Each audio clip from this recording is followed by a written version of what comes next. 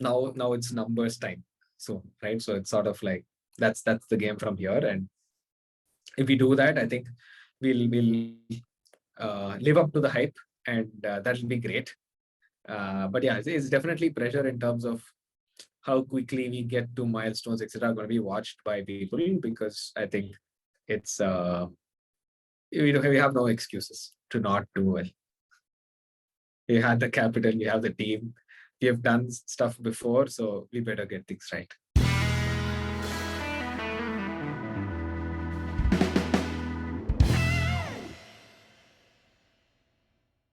Hey everyone, welcome to another episode of the Takeaway Club, where I talk to interesting people across different walks of life to get to know their stories and, more importantly, how they got to where they are, including their motivations, habits, routines, and aspirations, some of which we can apply to our own lives. In today's episode, I have Srikrishnan Ganesan, who is a two-time entrepreneur currently building Rocketlane. Srikrishnan graduated from IIM-Bangalore in mid-2000s and embarked on a product management career when it was not the obvious choice for MBA graduates. From there, he has taken up multiple product roles in companies like Rediff, Verizon, and Jigsee before deciding to build Konotor with his friends Vignesh and Deepak. After seeing great traction and success, the company got acquired by Freshworks, where Sri went on to build Freshchat. After 4.5 years at Freshworks, Srikrishnan has come back for round two with his old pals to build Rocketlane, a customer onboarding platform for customer success teams. In this conversation, Sri candidly shares his journey, touching upon product management, the acquisition experience with Freshworks, what motivates him to do the whole startup journey for the second time, and how things are different this time around with more spotlight on the team. Whether you're a founder or someone interested in the startup ecosystem who's keen to learn on what it's like to have been there and done that on all things startup, you will love this conversation.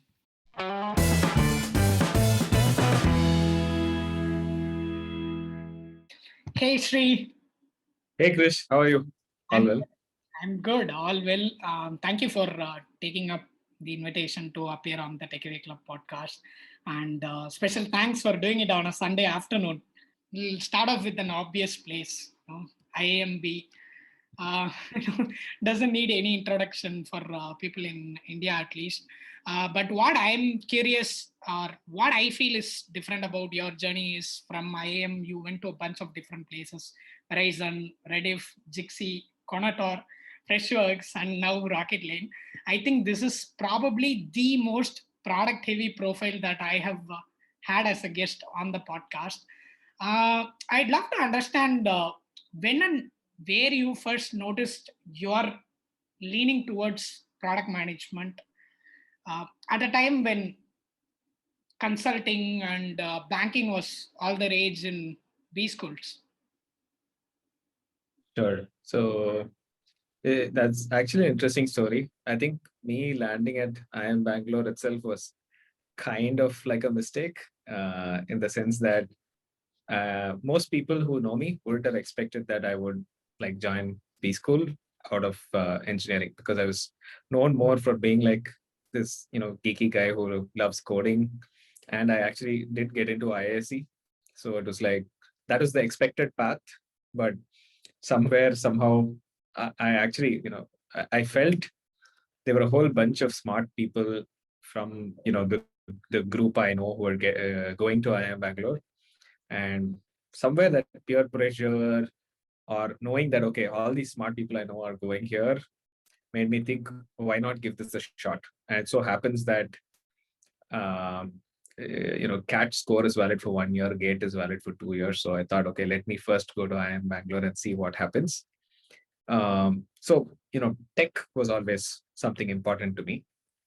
Even at IIM-Bangalore, I was part of this IT club called Sigma, and we used to build stuff, right? So it was like we used to manage the intranet portal for our the student intranet portal, and do a bunch of other stuff. Like me and a junior sort of championed this hostel uh, portal, like where hostile complaints could be registered and so on.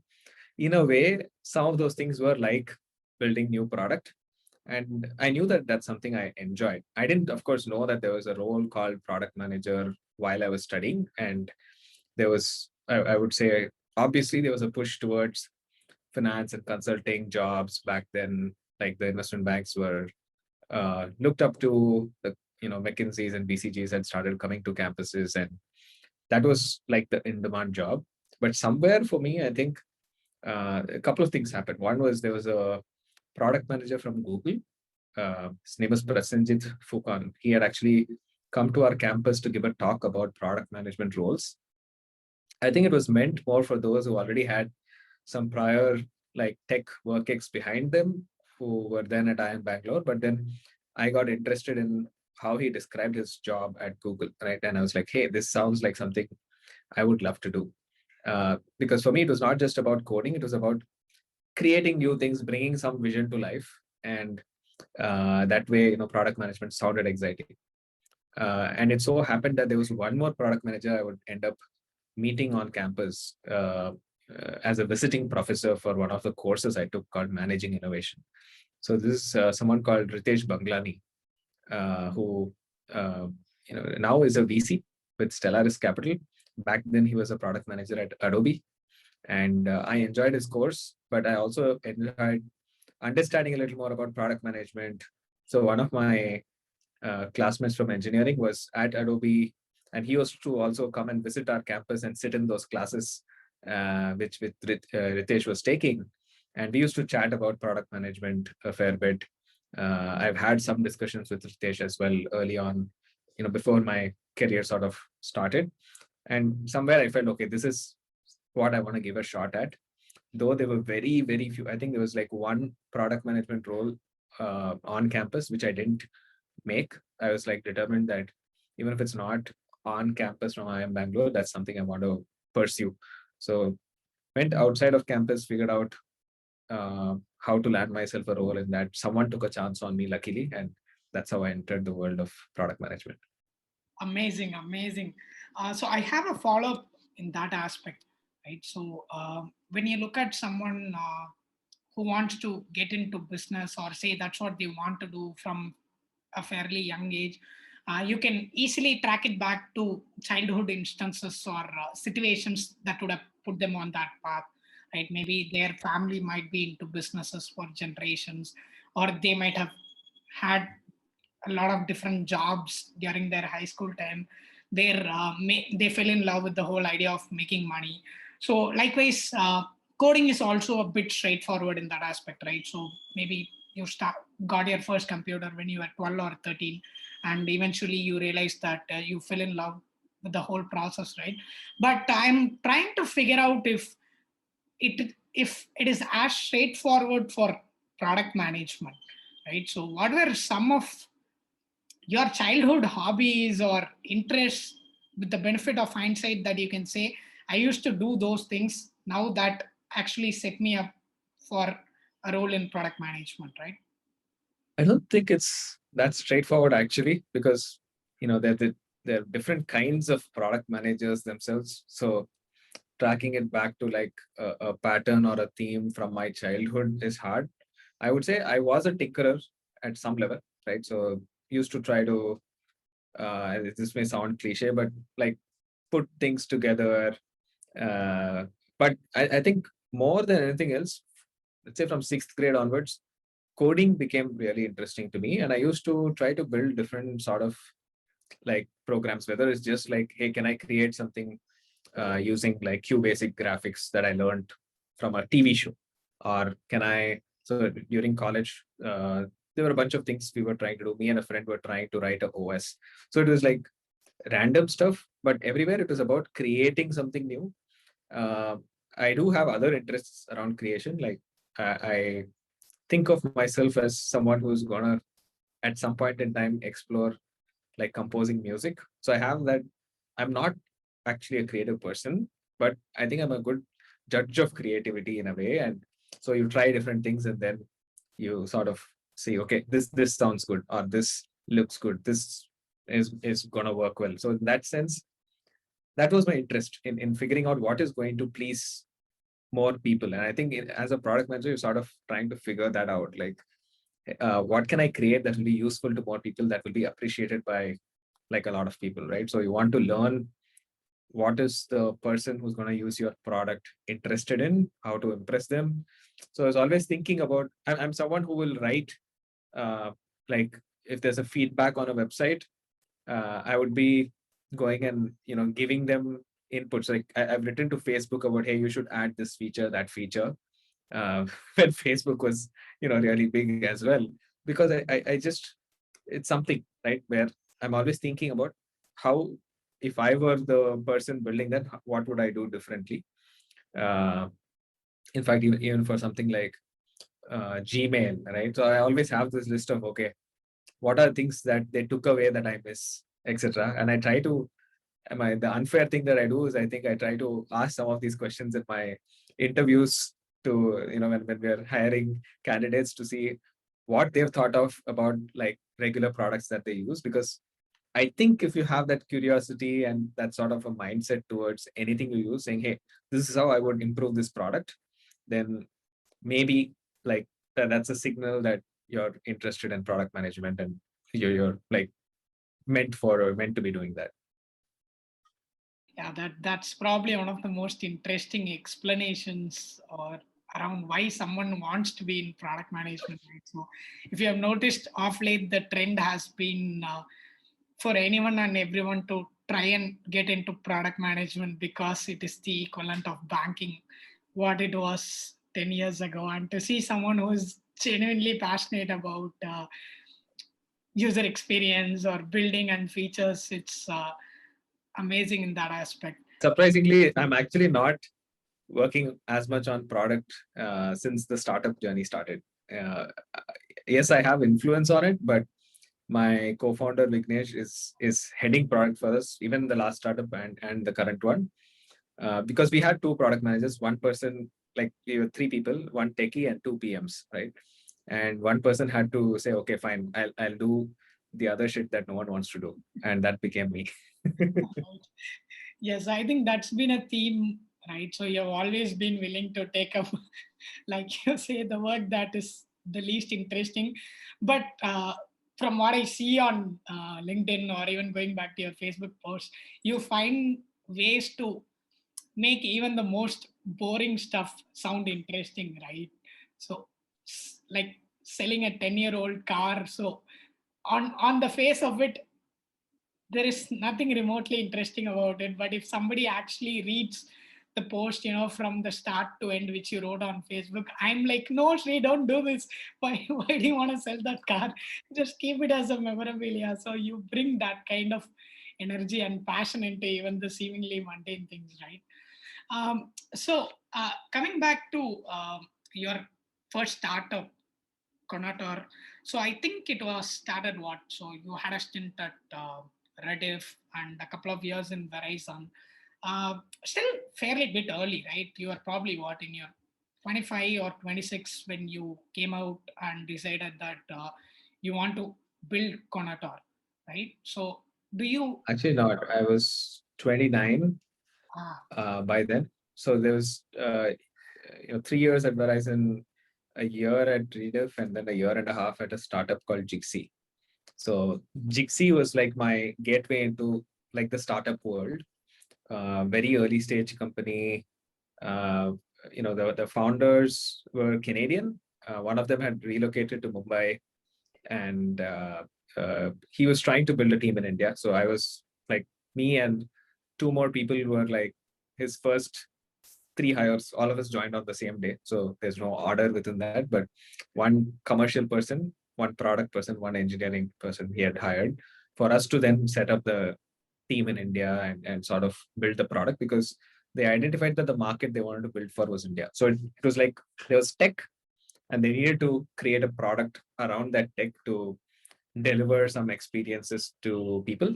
And it was a fantastic journey for me in terms of confidence that it gave me to think about starting up something on my own, because over here I was being paid a salary, but I felt like I was pretty much like running a startup. The hiring, like I was largely responsible for a lot of the hires that we did, building the team, building the rapport on the team. Because the founder, as I said, he was Canadian, and a lot of the hires we made were in Bombay, right? So I mean, uh, not everyone was comfortable talking to like a boss would speak in English with that American accent, and I think a lot of them found more comfort engaging with me. So I sort of you need to be a little delusional to start up, and I think that delusion happened in me when we were going through that Jigsee journey. We had like 25 people on the team. It was an interesting time, definitely. We built a product which got from like 0 to 6 million in 6 months in terms of number of downloads. Active users was far lesser. And that was again an interesting challenge, how to solve for that, how to figure out what's going wrong, and then all of that. But gave a lot of confidence. I would say uh, I shouldn't have had that much confidence about building a app, B2C app, and launching it.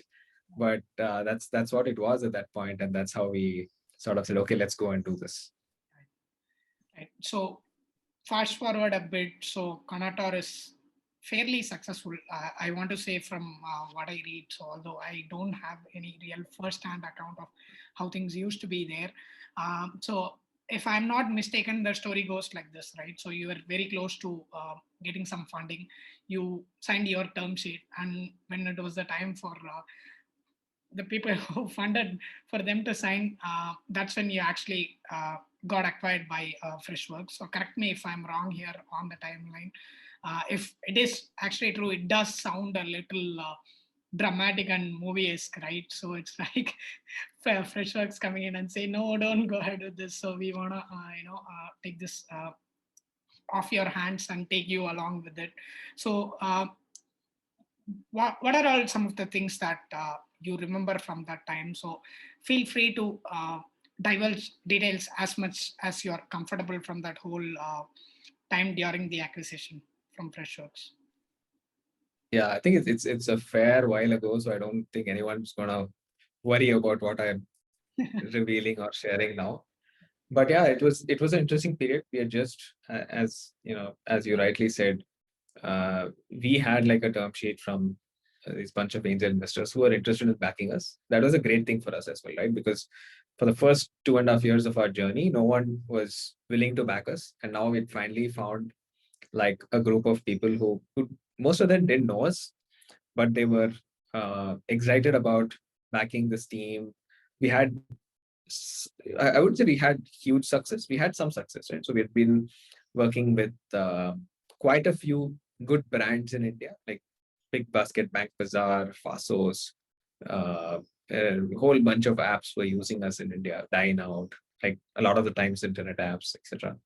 Later on, even Zomato, etc., would come on board. But at the time of the angel investment thing, they weren't part of it. In US as well, we started seeing some amount of success. We had Target as a customer at that time, etc. So it was interesting. At the same time, if you ask me personally, I would say we had gotten to where we had gotten out of like pure hustle, right? It's not like we knew how to take that company from where it was to the next level. There was no playbook yet. We needed to take that money and then try to create the playbook, right? So try out different things, experiment, which is what we wanted to do. We said, hey, we're going to get this money. We're going to then get to like 100 paying customers and so much of revenue in the next year and following year and so on. That was all still a dream though, right? So it wasn't like any of that had happened already. So we were thinking, okay, that's on the table. We had inbound interest to acquire the company from one player, and then one thing led to the other, and Freshworks also came to the table. But in between, when there was the first offer on the table, it was an impressive enough offer that it made us think, okay, let's actually consider this. And what would our outcome be today before we take any money versus after we take some money, what would be a reasonable outcome for everyone involved? And it seemed like there was a fair bit of uh, things still to be figured out for us to take that path. And uh, I mean, two things over here. One is uh, I don't believe entrepreneurs need to be risk takers. I believe I'm a risk averse entrepreneur. And that was one reason why we said, okay, money on the table, good money on the table, take it. Uh, the other was also in terms of, purely we had this other angle of we had slogged it out as just three people for the first 2.5 years.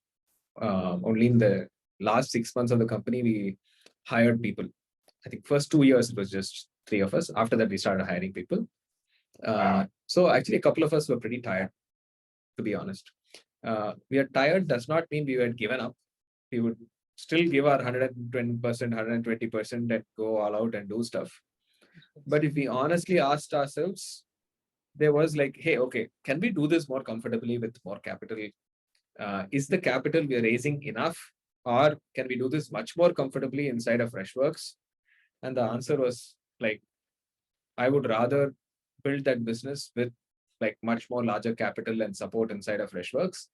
It would feel like a win for us because you're getting acquired by a company that's fairly successful already, right? And they're growing from strength to strength. And if they're trusting you to build out a specific business for them, that felt like a win to us. We also looked at it as a multiple turn sort of game. It's not like you started something, you got acquired, game over. But entrepreneurship, if it's a larger journey, you expect that, okay, you're going to come back and do one more at some point. So having this win under your belt is good from a long-term perspective, multi-turn game perspective.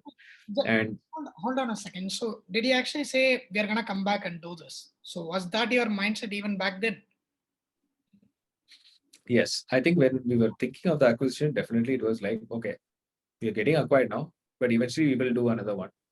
When was a question. And I would say actually in our first year or so in Freshworks, I actually felt maybe this is where I will retire as well, right? So it's changed over a period of time, but we've had our ups and downs of, how we think about life inside another company versus do we want to do on our something on our own again, and so on. But yeah, I think it's changed at different points in time. But overall, I would say there was always like, yes, we have at least one more left in us was definitely a thought always. All right. So the whole acquisition was more like to give you that breather for all the hard work that you have put in over the last 2 or 3 years. So it just made sense to take a little bit of a break, recharge our batteries, and it was only going to be a matter of when we are going to come back for round two. I would say emotionally a breather. In terms of hard work, I would say, very frankly, after the acquisition, I worked even harder than before, like in terms of stretching hours and all that, because we had a little more success in dealing with global customers, etc. So that meant, stretching like through the day and part of the night versus earlier, it wasn't as much in terms of time, plus much larger team, keeping everyone happy. I mean, in terms of challenges it threw at us, many are like happy challenges, but overall, I also had that responsibility now. Hey, we have taken so much money. The company has bought our company for a certain amount because they see the potential. So we need to live up to it, right? So I would say in terms of hard work, it was more. But in terms of stress of like knowing I don't have to go out and raise more money, etc., it was less, right? So it was never about are we going to survive and things like that, which earlier would have been when you're pulling someone out of a job to hire them at Konotor, there was always this thing back of the mind. Hey, are we doing the right thing for this person? Hopefully we are. That doesn't happen anymore, by the way, for Rocketlane, though it's our own startup. I think it's a very different journey from the last time. But at Konotor, it was because we weren't funded initially, and we had some decent money through like winning some contests and so on. But it was always a question of okay, the only thing I knew was, hey, if it ends up that we have to shut shop, I know I can get all of these great people an amazing job somewhere else. I have enough of a network to do that. So that was like the comforting thing for me in the previous stint. Right. Amazing.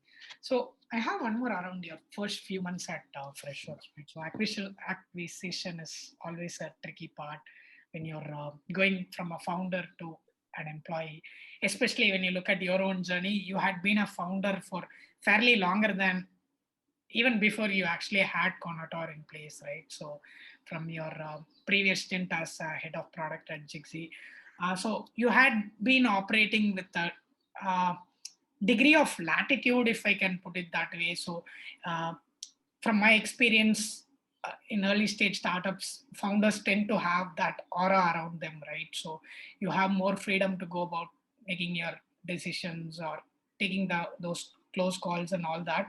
So uh, what are some of the challenges or adjustments that you found to um, struggle with, or rather some things that you didn't expect that you had to tweak your own approach in the first few months at Freshworks? I want to add, right? Freshworks is probably the best place for you to go if you are going in a deal like that, given their culture and Girish's vision and all that. But setting everything aside, so just talking about where you had to actually put in more effort than you imagine. But a few things. One, uh, I think we were very lucky in terms of timing because when we went in, there wasn't like a lot of leadership to deal with the politics or anything like that, right? So most senior people reported to Girish directly, and we also had that sort of a setup. And he was very trusting. So he said, "Okay, you now have the budget, go and do things." Uh, it'll be more like I'm having his guidance around things. Like I was thinking about, oh no, we had these meetings set up in Singapore and we had to go. Now is it okay to go at this time when we've just come into the company? Uh, and he was like, actually, uh, do it after a month. If even if you and I was like, oh, but we lose out on the money on like we booked those tickets. And he's like, don't worry about like some 20,000 over here and all that. It doesn't matter for us at this scale. You focus on when is the right time for you to go, reschedule it. It's okay, pay that, we'll pay that money and all of that. Don't, you know, these things don't matter. What matters is timing it right for your team and, you know, all of that. So we had some learning in terms of, I would say, there was a new team also attached to us, right? There was a mobile team already at Freshworks, and then we were also building a similar product. So we needed to come together and see a common vision and then build that out. So there was some amount of like convincing these new team members about like the vision that we had set for this product, right? So in a way, also I mean, we also needed to convince Girish that, hey, this is the direction we want to take things. But that was, I would say, he just said, okay, you guys are experts at this mobile thing. I trust your judgment, right? So there were things he didn't agree on, but said, okay, but still I'll commit to what you guys are saying. Go ahead and do it. Initially, there was definitely a challenge around team integration because it felt like at least the first month, our team was sitting on one side and doing their own thing. The Freshworks team that came in was sitting on their side and not knowing what to do because it felt like, so for a team that was already there, sometimes it may feel like, hey, our team lost. That's why the company acquired this other team, right? To do the same thing. But then I think eventually everyone understood that there's some things that team brings, some things that this team brings, and we're going to put them together in a new product. So we rebranded, relaunched a product called Hotline. I think the fact that we rebranded and launched helped because everyone came together that we are building a new product and brought all their great ideas from both sides. And we were able to correct some of the mistakes we had done in our product also in the first version in Konotor.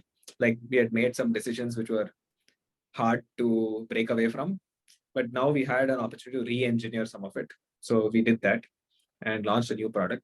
It really helped that we had won Zomato as a customer very recently in that period of time. So the new team looked up to us that, hey, okay, these guys won Zomato as a customer. And that's like a brand everyone was using, right? For their, and they were among the first to pioneer this chat inside the app for customer support, and they did a really good job at it. They would get covered on news about how they're chatting with their customers. Right? They had PR stories about it, and that was a big win for us to say, okay, see what's happening. We are, uh, earlier, I think mobile team was sort of on the back foot within like the Freshworks ecosystem because there's so many other things that, products that had more momentum. Over here, even though we didn't have like as much momentum, it looked like, okay, they're infusing like new energy into going after mobile, right? So, and there was a leader who was passionate about it. And like, I think we were also pretty much like there were two teams acquired on the same day as the first acquisitions inside Freshworks, right? So we were one of those teams. So in a way, there was also a little bit of automatic aura around, okay, this is a founder that we've acquired. So we got things a little easier than teams that came in later, I would say. So we were lucky, and I had to deal with less issues of like whether it's integration or whatever. One of the people on the team suggested we all go on a trip together. That was like one of the best things that happened. I think that really helped us bond really well early in the journey. And just figuring out who are like the people who are, you can say, I can't find the right word, but the people around whom teams are built in the existing company, right? And gaining their trust helps them sort of propagate it in the people around them, right? So that also is something that happened sort of naturally. Luckily, one of the folks over there had was from like the same engineering batch as me, Vignesh, and Deepak. So he sort of hit it off fairly well with us. And a couple of more people came into confidence, and that sort of helped the energy spill over to the others as well. So yeah, we got lucky. Interesting. I'm glad you brought up trust as many times as you did when explaining the whole acquisition setup the first few months after you were at Freshworks, right? So, which brings me back to this. So, going back a little bit, other than your product or other than the revenue you brought, and leaving all that aside, what do you think that Girish saw in you, Vignesh, and Deepak as people or as leaders that you think made that decision super easy for him? So I'm sure you would have the whatever you did at Freshworks. So within a few months, his trust would have been validated in that way. But before any of that happened, so what do you think were some of your traits that you brought to the table that he was comfortable with? I actually don't know. I should ask him. But I feel uh, even before we worked together, I feel like there was some sort of a liking established. I mean, the first time I met him was at a Product Nation iSpirit event in Chennai, which happened in the Freshworks office. And we all just went around the table with introductions. Girish talked about Freshworks, Freshdesk back then. I talked about Konotor. Once I introduced Konotor, he said, "Hey, meet me after this. I'd love to chat with you." And I met him, and he actually said, "Hey, why don't you guys come and build this here?" And I don't know, like, all he knew was probably, okay, this boy went to SVC, and I don't even know if he knew I went to IIM-Bangalore, but he did ask in the college, and I had said, engineering I did in SVC, etc. Somewhere, I think, I don't know what. I mean, I'm not even like this high energy person that impresses you in like the first meeting. It's usually the opposite. People uh, need to know me to understand, okay, this, like, I may sometimes look like a tired person, but I bring in a lot of energy. I can infuse energy in the team, and I can go above and beyond is something which you realize after working with me. So I actually don't know how he sort of, uh, I knew he liked us, but I don't know why. And One thing though is he definitely wanted to bet on mobile, right? So this is the period where mobile first was sort of getting a lot of buzz in the ecosystem. Google had become a mobile first company. Like now how I think since 2017, 2018, everyone is AI first. Back in 2012, 2013, everyone wanted to be mobile first. So in a way, it was a hedge for him to say, okay, if mobile takes off, we need someone who's thinking mobile, a team that's like built stuff in mobile, a team that is passionate about mobile. And maybe that's where he thought it makes sense to bring us in and as like a leadership layer for the whole mobile piece. Makes sense. So yeah, coming to the elephant, or I should say rocket in the room. So rockets also, you can't miss them wherever you are sitting from. So Rocketlane, I think you did earlier in the conversation mention that how you are always thinking about round two. So that was a little bit surprising for me. So, uh, but in general, it's one thing to start up when you're in your early 20s. So you have that adrenaline rush, and the risk factor is fairly less. uh, but now you have gone through the whole journey end to end, you know what sucks or what is good about it. And money is no longer driving you, right? So that factor is negligible at point, especially after an acquisition and working at Freshworks, which is a great company with a great culture. And like you said, it's a good place for people to retire, right? So why not just go with the inertia, right? And I think it's two things. One is we we did two relaunches in Freshworks. One was first as Hotline.io in 2016, and then 2017 September we launched as Freshchat. And the Freshchat avatar was like after some big realization in our journey, right? Where we said, hey, mobile, while it sounds like yes, this is the future and all of that, momentum wasn't as much as what you would expect. And not just for us, anyone playing in that space was growing slowly. I don't mean mobile overall, I mean mobile engagement, mobile support felt like limited TAM, slower growth. You can have some big deals and that can give you some leaps, but it wasn't like this high momentum journey that the rest of the company was going through. And we realized that at one point, actually, again, this happened at an event I was at. Girish was also there. We caught up during a break, and both of us were thinking the same thing, that, hey, this is not like a rising tide lifts all boats kind of, uh, you know, market that we're playing in. And maybe we should find something like that. And we said, okay, why not do mobile web chat as well, right? Not only mobile. And that was Freshchat. And that became such a big success that we also started feeling like we spent 2.5 more years after Freshchat launched, 2 years and 3 months, right? And it was the most amazing ride of our lives in terms of like the kind of momentum it had, the growth that it saw in rapid time, a lot of successes, a lot of happy problems to deal with. So that made us think, hey, what if we can go through a journey like this again and do it on our own? And we've learned a lot at Freshworks. So why not give it another shot? So that journey gave us a lot of confidence. And as usual, you need to be delusional. And I guess the delusion over there was okay. We now know the formula, right? Let's go and with this new formula, let's go and try something new. So that's sort of, and we hit upon a problem as well, right? So it's not like we were quitting and searching for a problem, or like a problem happened and then we said, okay, now that we know the problems. It was more like, okay, we sort of knew at some point we want to do it again, and we had some rough timelines in mind.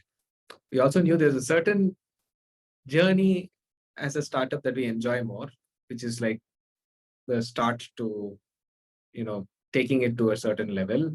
uh, Beyond it being a part of a larger company, sometimes there will be other things that come into play when you're part of a much larger ecosystem, right? So it's like you need to always think of the organization's priorities, not just your product and so on.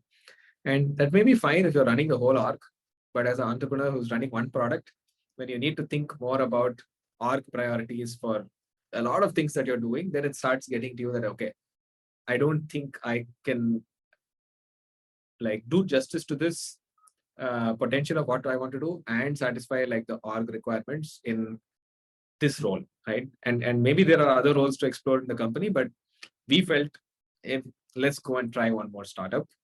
Freshworks has created something great over here. There's few other product companies from Chennai that are doing great things. Why not we also go and create one more? This time, not as a team that has no idea of what SaaS is, but as a team that has had some success behind us before. Yes.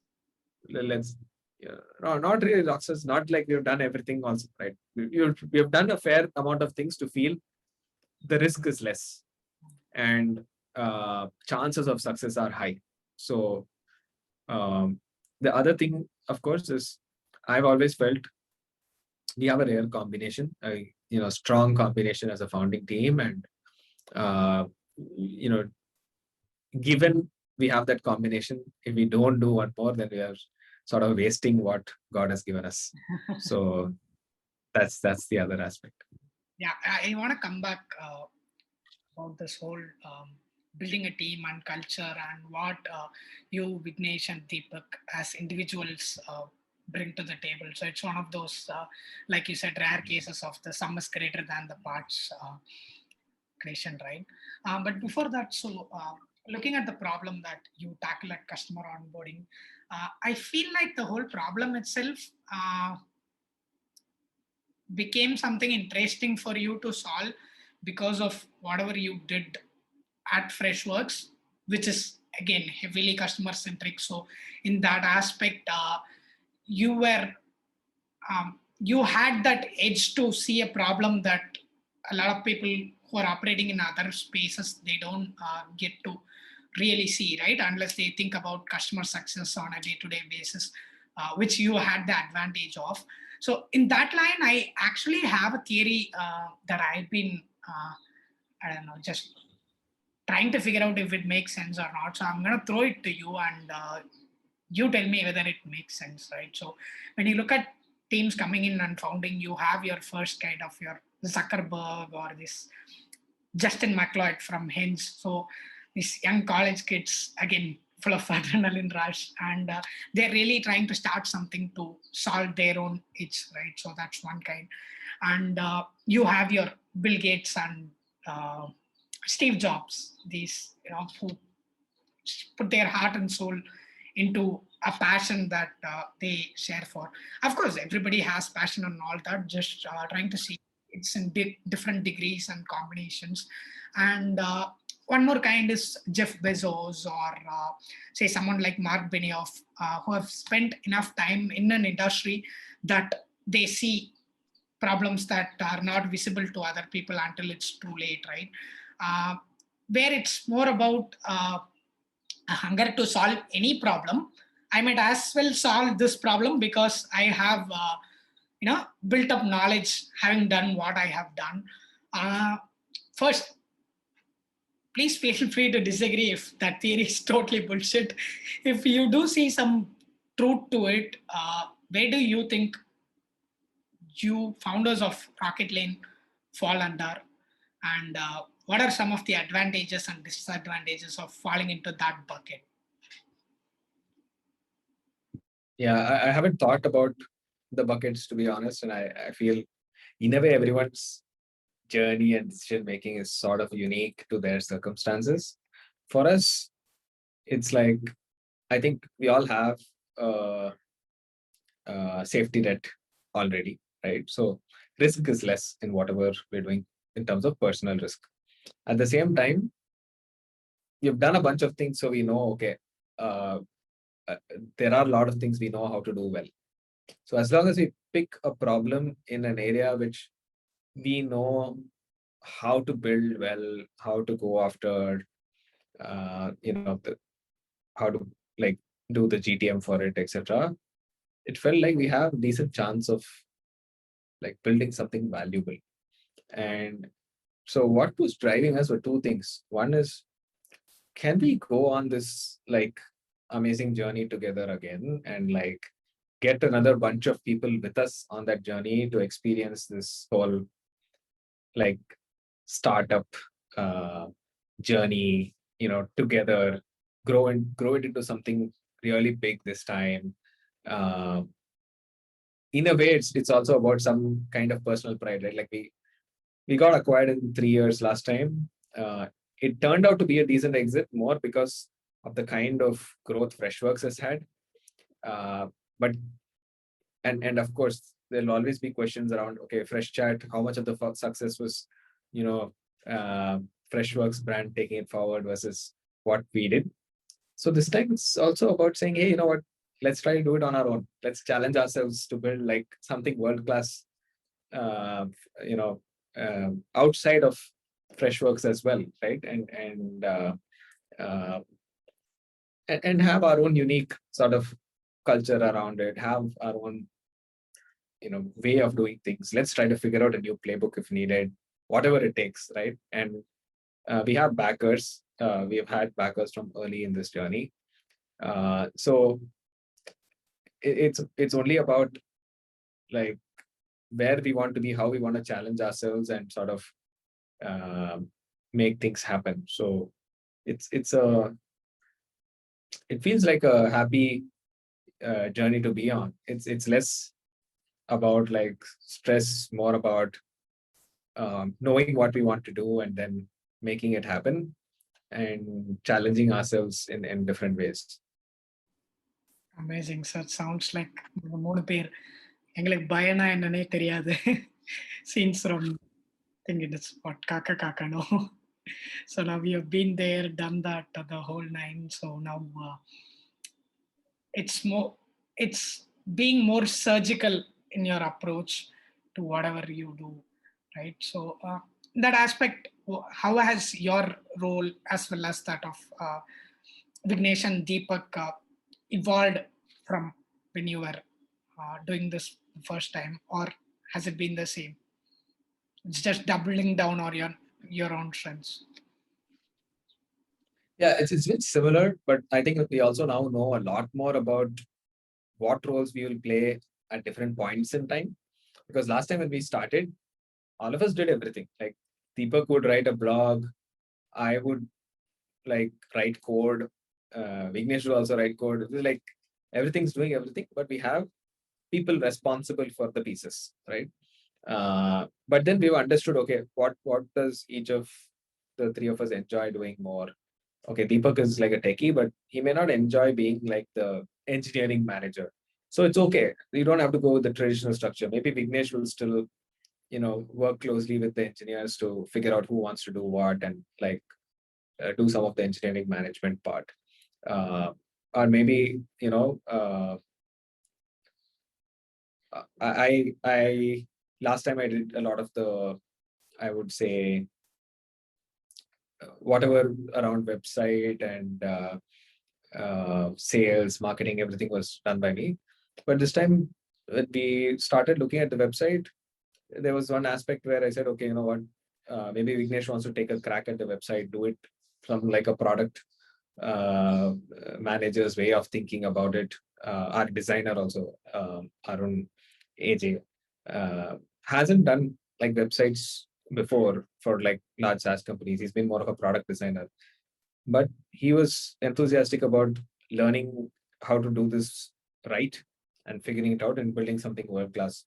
So they've had a crack at it and they've done a great job at it.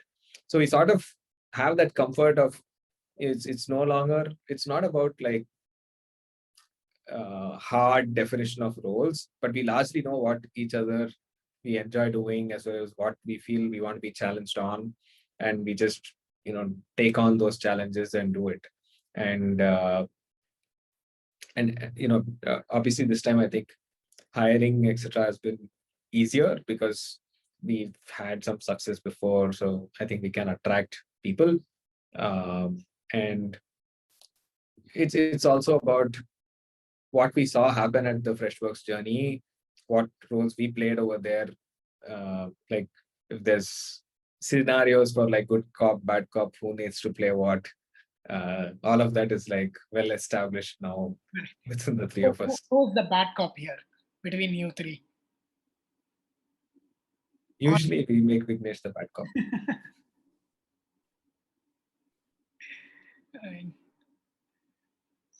I know he hates that, but he does a good job of it.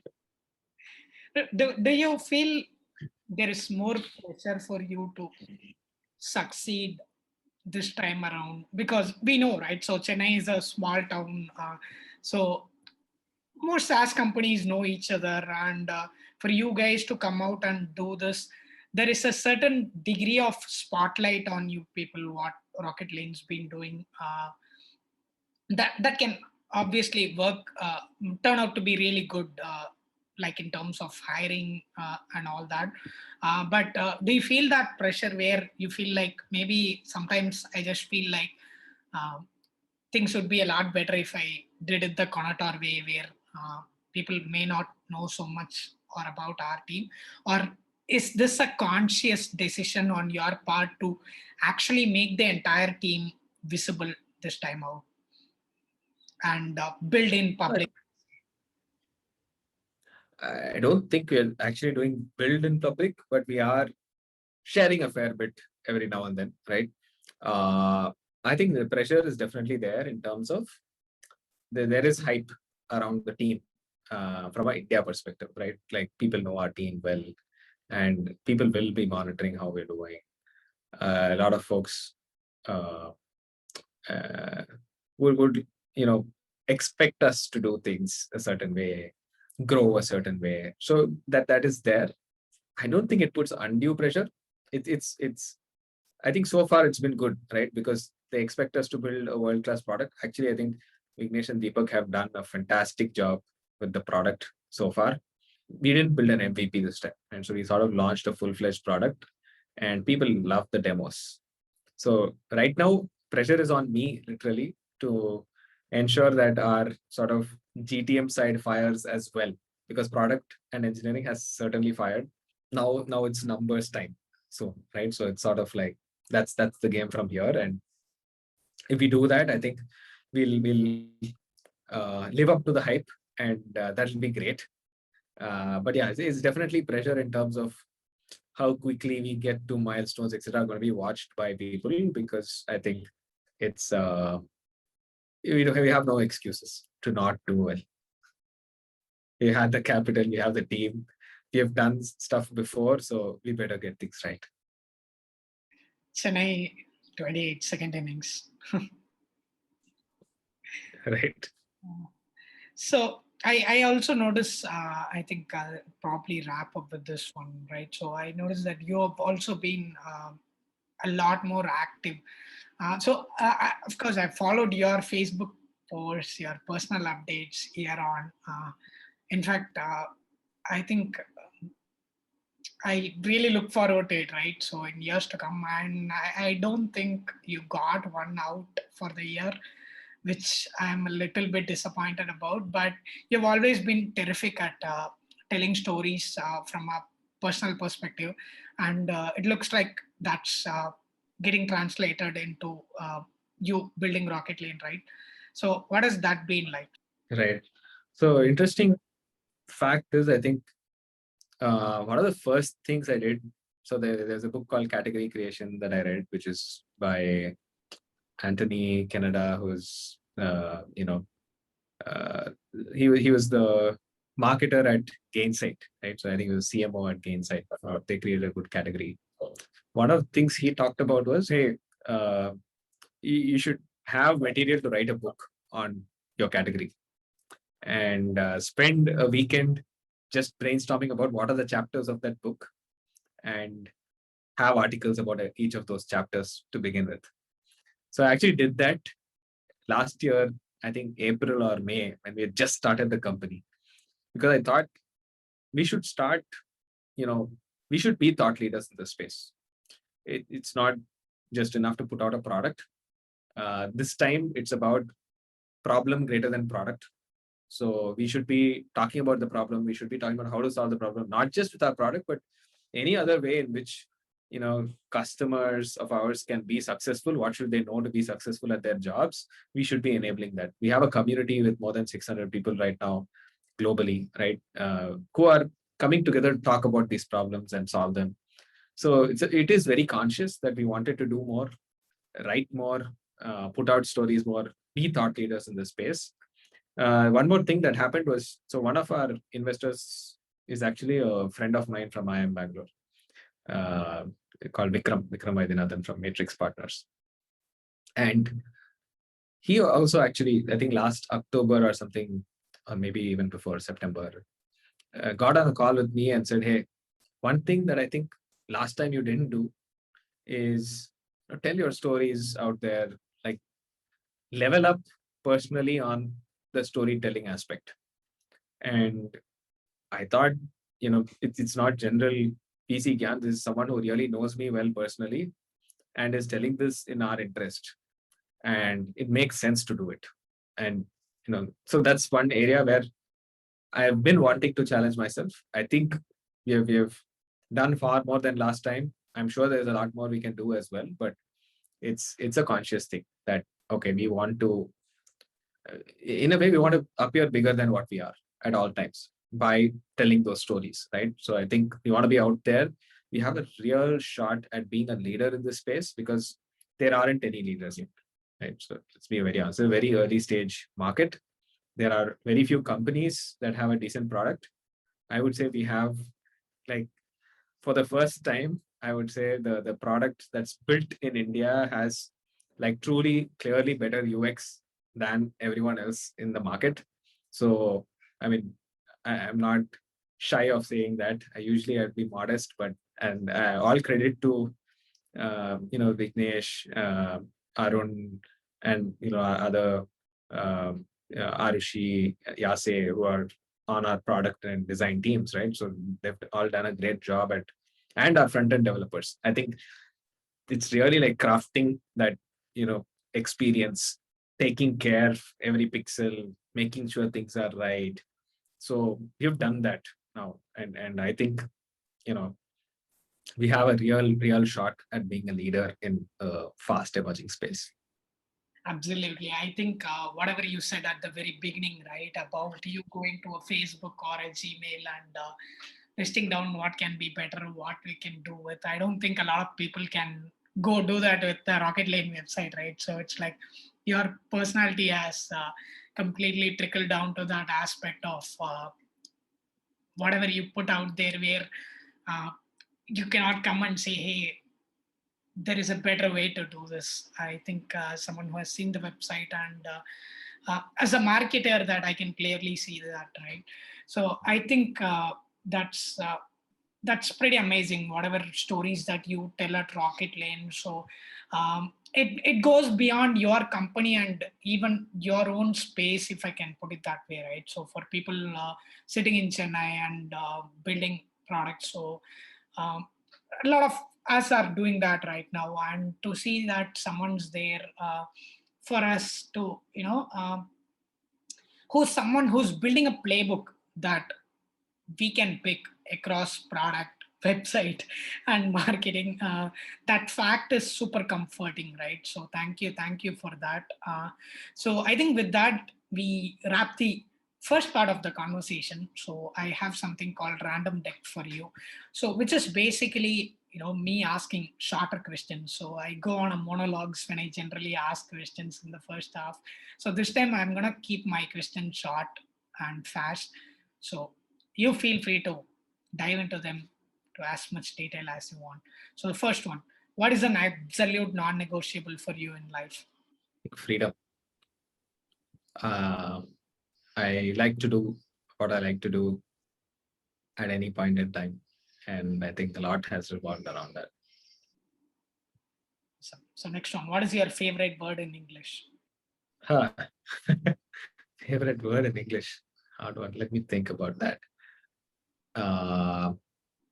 Of late, I think it's become world class. The amount of times I use it, it's something we want all of us to push ourselves to be, and whether it's me or anyone else on the team, I think that's something we always are thinking about. So in a way, I would say that's like the current favorite. Right. What is an advice that you would have given your 17-year-old self? I think maybe worry less, have more fun. I think I was always like this sort of worried, stressed person for a long time. Not having as much fun as I could have had at different points in life. So yeah, maybe that. You just described an average Indian kid, Sri. Right. So, what is something that you would want to be known for when you are 80? I don't want to be 80, to be honest. Well, um, maybe, I mean, I enjoy conversations with people, like helping people think about problems in different ways. In a way, I would say giving new perspective of how to think about things. So if a lot of people feel, hey, um, Sri has helped them in some way to like gain new perspective on something in life, I think that's what I would be happy about thinking back. Amazing. Amazing. So, what is a good habit that you are trying to work into your life and a bad habit that you are trying to get rid of? Yes, I need to focus a little more on fitness and get rid of laziness. I think that's, yeah, two sides of the same thing, but definitely that's what it is. What is a book that you have gifted the most or would like to gift the most? Something that has had profound impact on you as a person? Yeah, this one is actually surprisingly easy. It's leadership and self-deception, which you know Krish from ChargeBee recommended to me, and I've gifted it to a lot of people now. And it feels like, though it was recommended to me in a work context, actually I think for life overall, if all of us have that awareness of when we get defensive, uh, how others will get defensive, and why that causes so much strain on all of us, I think that's like something to be very aware of. It's hard to overcome, but uh, so I mean, if you haven't read the book, definitely do read it. It's like a great eye opener. It may be something that we know deep inside, but the more aware we can be of like this whole self-deception aspect, I think it makes us all better people to be around, to like work with, family wise, whatever it is, right? So it's just so much better. Absolutely. I'll add the relevant show notes when I post this up as well so people can check out the book. So, next one. Who has been a very big inspiration in your life, but you have never really admitted to them being that? Mm. I'm sure there's a bunch of people. uh, I would say in my early career, it was definitely um, like from B school days all the way to like my first couple of jobs, etc. I think one of my friends from B school, Vengat, was definitely like a big influence on me for things as silly as, okay, what course to take in college, where I would sometimes optimize for, hey, let me take this math course because I'm good at it. And he would say, what are you going to do? Just learning more math in life, right? and I would think about that and I'd be like, okay, yeah, why should I learn more math? I'm good at it already. And then I would pick some other course or stuff like that. So it's it's it's not something I think talked about, but even when I moved to Bombay, it was because he said, hey, come here, let's like figure out and do some startup together and so on. So it's he's definitely been someone I looked up to as like he's one of the most ambitious people I'd seen early on in my career, right? So in my B school and beyond, where I mean he always had his big dreams of like owning an island and whatnot, and uh, so yeah, definitely one of those I haven't spoken about at all. Obvious ones are I'll talk about Girish, about Girish, and many others from the startup ecosystem that we know about, but I'm sure no one knows about this. Probably most people don't know that I know Venkat as well, but we were like in the same hostel wing for 2 years and really close friends. And he was like someone who, I mean, I was not a person who would think big, but looking at him, I was like, hey, what am I doing? Like, I'm not thinking like this person. It's amazing. So it tells a lot about both of you, right? So of course, Venkat needs no introduction to the either of us. And for someone who has done the things that you have done in your life, and still have the humility to look up to someone and say, hey, they have done so many other things that I should do something, right? So it's amazing. So I think on a personal note, I'm truly fortunate to have known the both of you on some level, right? So amazing. So next one, if there was a billboard in every town in the world and you get to decide what goes on in that billboard, what message would you give for the world to see? Well, it so happens that this came up. There was an app called Copy that we use inside our team, and this came up as a question on Copy last week, incidentally. So I don't know. This is like the strangest coincidence that you would bring up the same question, and so I'm just going to read out what I wrote, which is not. I mean, it's probably like a silly answer in a way, but what uh, I usually I'm a single track mind person, right? So when it comes to uh, when I'm in a startup mode, I'm always thinking about startups, right? So in that sense, my answer again is to do with Rocketlane. So let me see. I did answer this. I'm trying to find out where my answer is. Unfortunately, it doesn't show me the answer. Great, just in time. But yeah, I would say like get your projects on the fast lane with Rocketlane or something like that, because my mind is only thinking about Rocketlane right now. I can't like give general philosophy or gyan or anything else life changing for anyone else. It's like Rocketlane. Yes, I think the the business person and the marketeer in you does that to you. But if I'm one, right, so I'm not gonna leave you at that. So I strongly believe that there is a lot to you as a person than just startups, right? So whether it's from whatever I've heard before or from this exchange as well. So I'm gonna push you until you give me something that people can, people who don't need Rocketlane. What will you tell them? Maybe something like can't we all be nice to each other?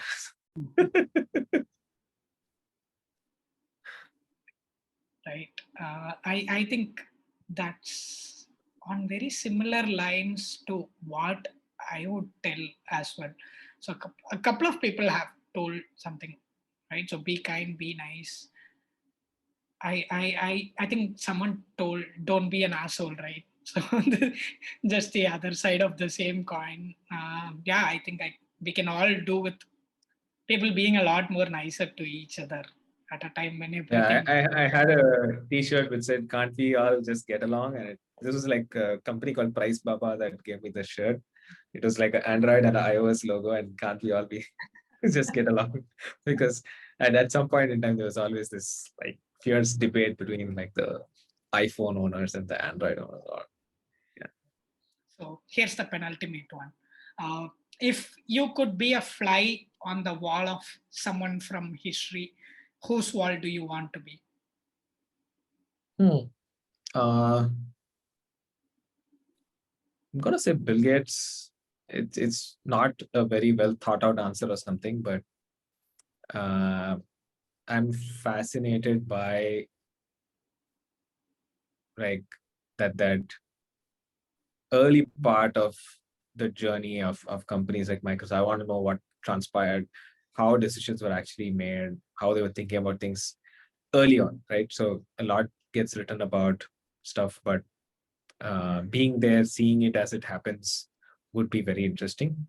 One of the books I really loved reading was this book called Masters of Doom, which is about John Carmack and John Romero of ID games, right? ID software built these Doom and all of these uh, PC games back in the day.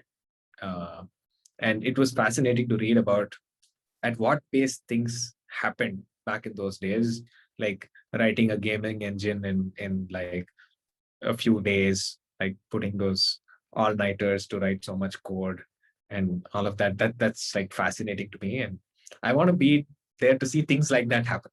So, absorb some of that energy, understand, okay, what does it take to focus like that? I think we've all forgotten what like that kind of focus is in today's life because we are so distracted by so many things around us. So yeah, I want to see how things happened back in the day. Right. So here's the last one. So uh, if there is someone in your network, or if you could get anyone on this podcast, knowing what it is about now that you are here, who would you nominate to get on the Tech Away Club podcast? I'm going to recommend Rahul Mehta from DST, uh, which is like an investment firm. Rahul was also my classmate, and I'm just curious to learn more about uh, his world, uh, the way it's happened, his journey. Because and of course I can reach out to him and ask, but maybe more people can benefit when the story is told from on a podcast. So yeah. Amazing. So yeah, I think I'll set that in motion as soon as possible.